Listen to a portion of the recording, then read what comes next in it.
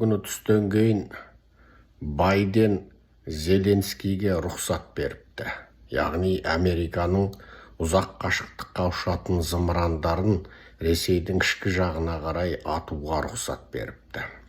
Осы уақытқа дейін қол-аяғы байланып, адымы ашылмай келе жатқан Зеленский қатты риза болғаны соншалық, Украинада түннің бір уағында орнынан атып тұрып Твиттерде ұзақ видео жариялап алғысын білдіріпті. Бұның барлығын аударып, біздің ата жұрттың YouTube арнасының қауымдастық бөлімінде салып қойдық. Ал Курскі Ресей территориясына тән, дәл қазір оны Украина жаулап алып отыр. Бұдан бұрын Америка берген қарулар Ресей жаулап алған, бірақ заң бойынша Украинаға тәуелді болуға тиісті территорияларда қолдануға ғана рұқсат еді. Ал заң бойынша Ресейдің территориясына қолдануға рұқсат берілмеген. Енді анығында Украина жаулап алған, бірақ заң бойынша Ресей территориясы болған Курскіде дәл қазір қиян-кескі шайқас жүріп жатыр. Орыс пен Корейдің 50 мың әскерін Курскінің айналасына топтап, Путин Курскіні не болса да алу керек деп бұйрық беріп отыр. Бұл Путиннің мен білген 3-ші бұйрығы. Тіпті соңғы бұйрығында міне Трамп қаңтардың 20-сы Ақ үйге кіргенге дейін алып болыңдар депті. Одан бұрын қазанның бірінен бұрын алып болыңдар, одан кейін жаңа қарашадағы бірден бұрын алып болыңдар деген бұйрықтар болған. Оның бәрі атқарылған жоқ. Яғни орыстар Курскіні ала алмай отыр.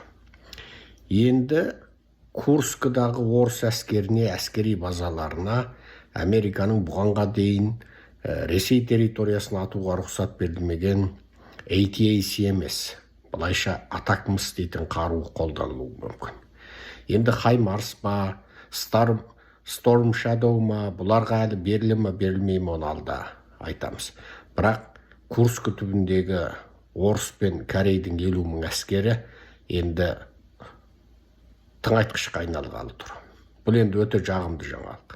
Енді әлгінде ғана Bloomberg жариялаған жағымсыздау хабарда Солтүстік Корейдің Мешел баласы Украинаға қарсы орыс әскерінің қатарында соғысуға Солтүстік Корейдің аш-жалаңаш 100 мың әскерін жібереді екенміш. Ал Ресей соғысты онан арман ушықтырмақ. Бірақ бір нәрсе екі бастан анық, Байден кетіп бара жатып, Ақ үйден шыққалы тұрып, міне қаңтардың 20-сы Ақ үйді тапсырып береді ғой Трампқа. Бір жақсы істеп кетті. Бұл тағы да біздің осыдан бұрынғы болжалымызды растады. Байден кетіп бара жатып, соңғы мүмкіндіктердің бәрін істеп қалуы мүмкін дегенбіз. Сол айтқанымыз дәл келді. Демек, Украина майданынан жағымды жаңалықтар болуы мүмкін. Бірақ тағы бір нәрсе.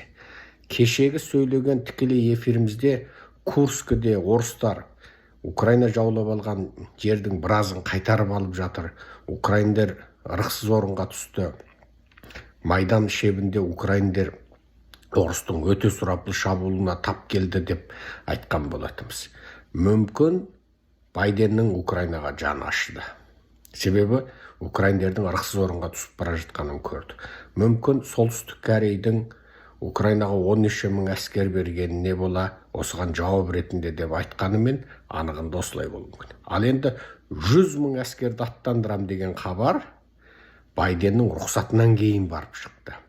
Ал Байденнің рұқсаты берілгеннен кейін 100 мың Корей әскері беріледі деді. Рұқсаттан бұрын бұл 10 мың еді. Байденнің бұл қаруға рұқсат беруі бұдан әлде қашан бұрын расталған Солтүстік Корейдің 10 мың әскеріне балама ретінде берілген болатын. Яғни сен соғыстың категориясын, дәрежесін көтерсең, бізде соғыстың дәрежесін көтереміз деген Путинге жауап еді. Енді ары қарай не болады? Демек, әлемдік үлкен геосаясатта әлі де сұрапыл өзгерістер болатын сияқты. Сіздер жексенбінің түннен дүйсенбіге қараған түнде ұйықтап жатқанда дүниеде осындай өзгерістер болды. Алда тағы қандай сұрапыл өзгерістер болады, біздің YouTube арнамыздан көріңіздер. Дәл қазір қарашаның 18-і түнгі сағат 00:25 Америка құрама